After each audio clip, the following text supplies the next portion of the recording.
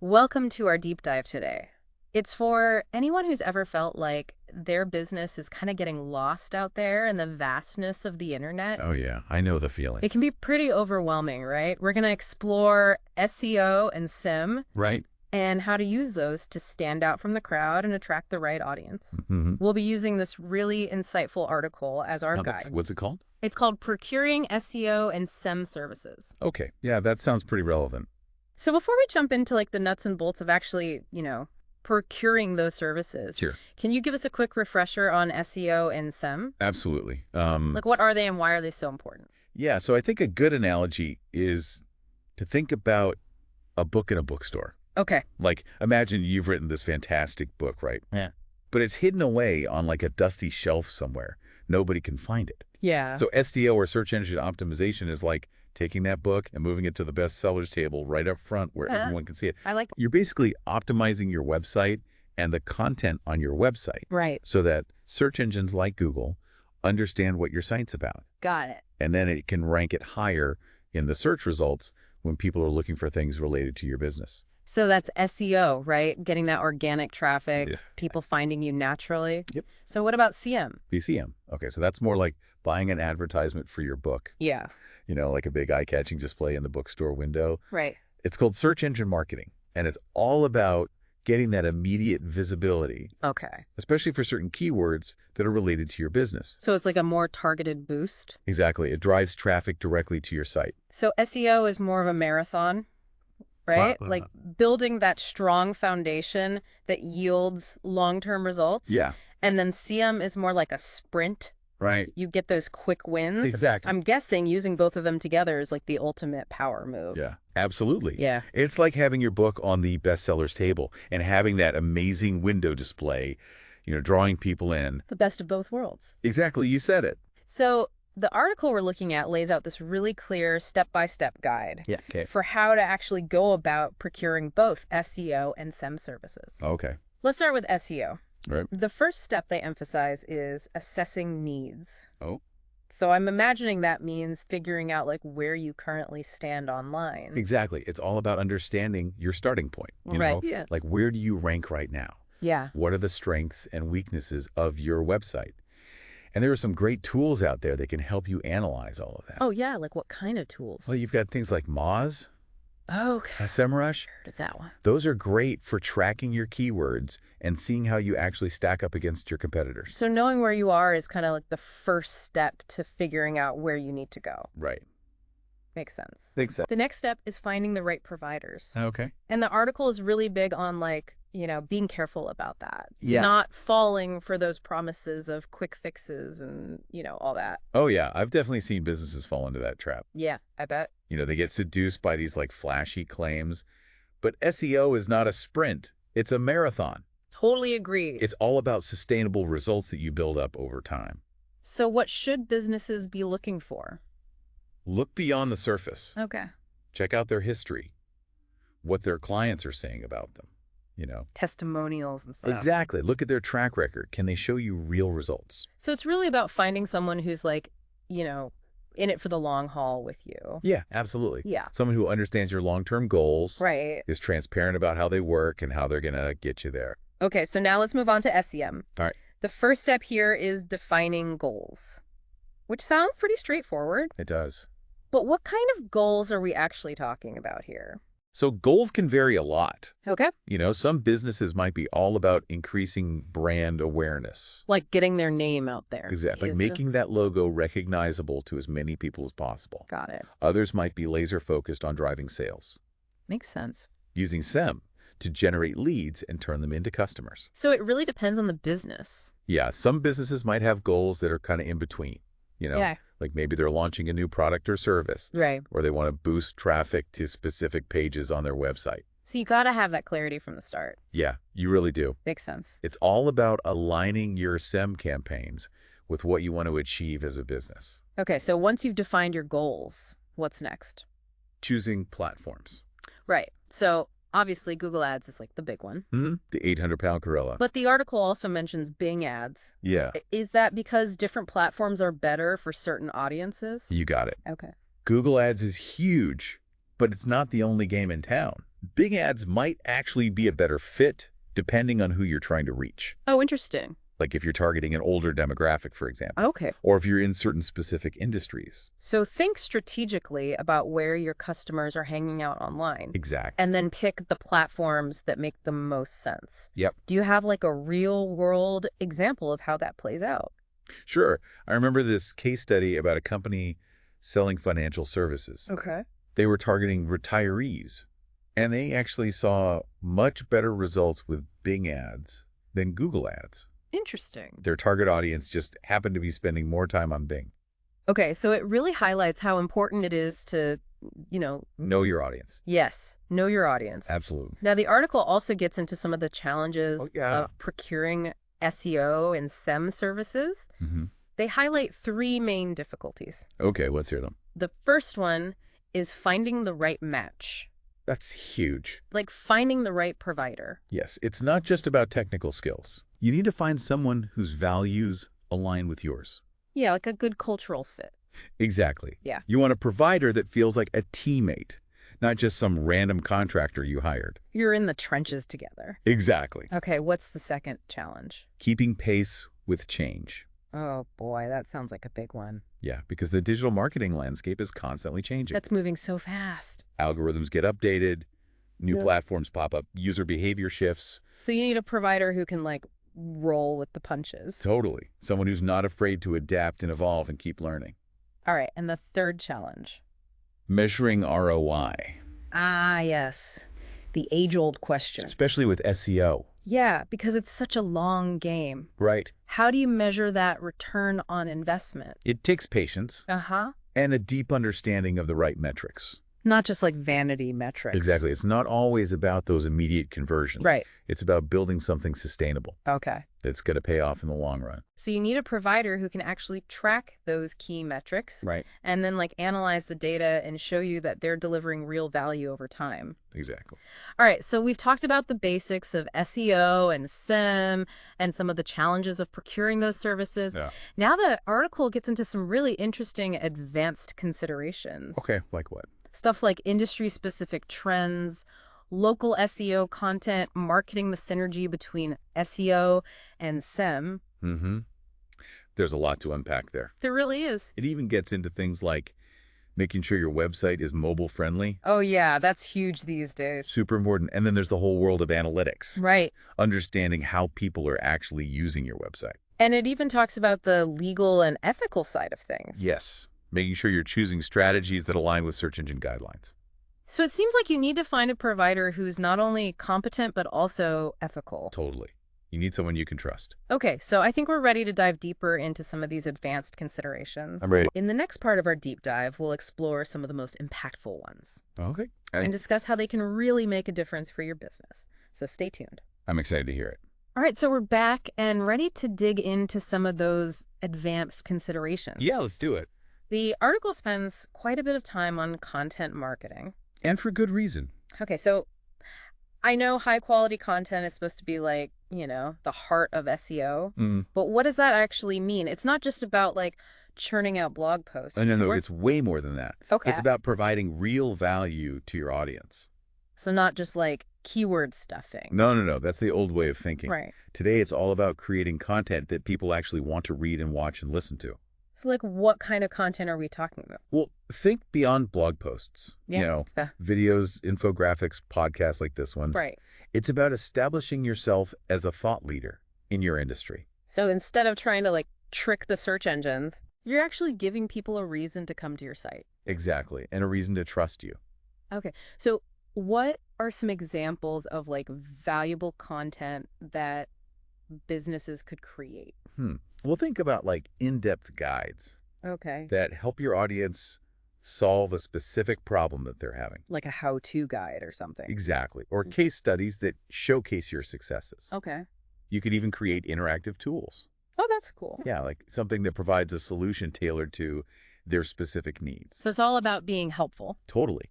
You want to be seen as a resource, not just another website trying to sell them something. Makes sense. Yeah. Right. So another thing the article talks about is the synergy between SEO and SEM. Oh, yeah, that's a good one. I was really intrigued by that. Can you explain how those two work together? So think of it this way. your SEM campaigns. Okay. They can give you really valuable data about which keywords are actually leading to conversions. Oh, interesting. So you can then use that Oh, information okay. to fine-tune your SEO strategy. Mm. Optimize your website content for those keywords that are most likely to bring in paying customers. So it's like SEM informs SEO, and then SEO makes your SEM even more effective. Exactly. It's a beautiful cycle. That's awesome. Okay, so another advanced consideration that caught my eye was local SEO. Ah, yes, the local game. The article calls it like a game changer for businesses with a physical presence. Well, think about it when you're looking for a restaurant or a plumber or whatever. Yeah, You probably go to Google and type in something like, best pizza near me. I do that all the time. Right. And that's where local SEO comes in. Okay. It's about making sure your business shows up in those near me searches. So I need to like optimize my website for local keywords. Yeah, and you need to make sure your Google My Business listing is all up to date. Okay. And you also want to build citations on those local directories. So it's like you're making it super easy for people in your area to find you. Exactly when they need what you offer. So if you're a local business and you're not paying attention to local SEO, You're missing out big time. you're invisible. It's like having a storefront on a busy street, but forgetting to put up a sign. Nobody's going to know you're there. Exactly. Okay, so now I got to be honest. The technical aspects of SEO always kind of make me nervous. I get it. It can seem a bit daunting. I'm not a web developer, all that talk about site architecture and crawling and stuff. Don't worry, it's not as complicated as it sounds. Okay, good. It's really about making sure your website is structured in a way that search engines can understand, Okay. so they can easily find and index your content. So like how my pages are organized and linked together. Exactly, and you want to make sure your pages load quickly. Yeah, nobody likes a slow website. Nobody. Eh. And of course, these days, it's super important to be mobile friendly, Yeah, everyone's on their phones. right? Google actually gives preference to mobile friendly websites. So if your site isn't optimized for mobile, you're basically shooting yourself in the foot. Pretty much. So it's not just about looking good on a phone. Yep. It's about making sure the whole experience is smooth and easy. Exactly, on any device. Okay, now speaking of user experience, the article talks a lot about analytics. Oh, yeah. Analytics are crucial. I know, but I think a lot of business owners get overwhelmed by all the data. I know, it can be a lot. So how do you approach analytics without, getting lost in the numbers? Focus on the insights. Okay. Analytics can tell you so much about how people are interacting with your website. Like what? Well, where are they coming from? What pages are they visiting? How long are they staying? So you can see what's working and what's not. Exactly. And most importantly, are they actually converting into customers? So it's not just about those vanity metrics. No. It's about understanding user behavior. And then using that data to make improvements. Right. A good SEO or CM provider will help you interpret all that data and make smart decisions. Okay, now let's talk about something a little bit more controversial. Okay. The legal and ethical considerations of SEO and SEM. Right. The article warns against using black hat techniques. Yeah, stay away from those. I've heard that term before, but what does it actually mean? It's basically like trying to cheat the system, Oh, okay. using shady tactics to manipulate search engine algorithms. Like what kind of tactics? Well, you've got things like keyword stuffing. Oh, yeah, just cramming in as many keywords as possible. Right, or buying backlinks from other websites. That sounds kind of sketchy. It is. And then there's cloaking, where you show different content to search engines than what users actually see. Okay, so what's the risk of using these black hat techniques? Well, the search engines are getting smarter all the time. Yeah, I bet. So if they catch you using these tactics, they can penalize you. Like what kind of penalties? They could lower your rankings, Okay. or even worse, they could completely remove your website from the search results. Oh, wow. That's like the kiss of death. It is. So it's much better to stick with white hat techniques. White hat. Yeah, those are ethical practices that comply with the rules. Yeah. And they'll actually build long-term value for your business. So it's about playing the long game. Absolutely. Focus on quality content, building relationships with other websites, and providing a great user experience. And don't try to cut corners. Exactly. Okay, now another big consideration is cost. Right. Money talks. Especially for small businesses or startups with limited budgets. Yeah. Budgets are always a concern. So is it always best to just go with the cheapest option? Not necessarily. The saying, you get what you pay for. Yeah, that's true. Sometimes those really cheap services, they just don't have the experience or the resources to get you the results you need. So what's the sweet spot? It's about finding that balance between affordability and quality. How do you do that? Start by figuring out your needs and your goals. Okay. what are you hoping to achieve, and how much can you realistically spend. Right. Once you have that figured out, you can start researching different providers. Get some quotes. Exactly.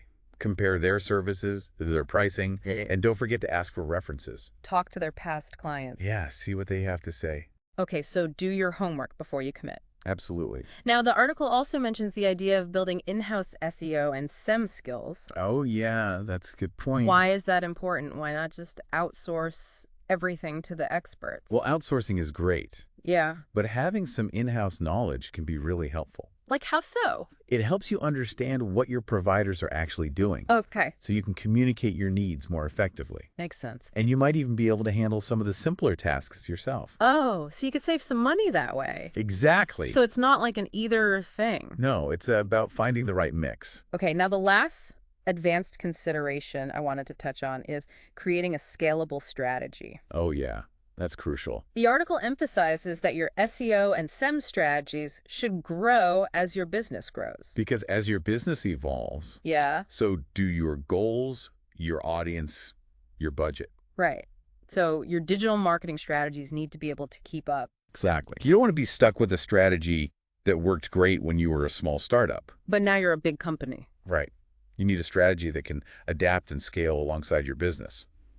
So it's like trying to fit into the same clothes you wore in high school. Uh-huh. Yeah. Yeah, that's a good analogy. It's just not going to work. You're going to need a new wardrobe. Exactly. So be prepared to adjust your keywords, target new demographics, experiment with different platforms. You got it. It sounds like being flexible is really key. It is. The digital landscape is constantly changing. Yeah. You got to be ready to roll with it. All right. Well, we've covered a ton of information today. We have. It's been a whirlwind. I feel like we've barely scratched the surface of all these advanced considerations. There's always more to learn. But before we wrap things up, Yeah. I wanted to get your thoughts on the last section of the article, The Road Ahead. Okay. It talks about how SEO and SEM are evolving with things like machine learning, voice search, data integration. Yeah. It's an exciting time to be in digital marketing. It really is. All these advancements are creating so many new opportunities. But also new challenges, right? Absolutely. Marketers need to stay ahead of the curve and adapt their strategies. So it sounds like the future of SEO and SEM is all about embracing innovation and leveraging data. And creating really valuable experiences for users. But I think that's a conversation for another deep dive. I agree. We could talk about that for hours. Okay, so we've given our listeners a lot to think about today. We have. But before we go, I want to leave them with something actionable, something they can do right now to improve their online presence. Great idea. What do you have in mind?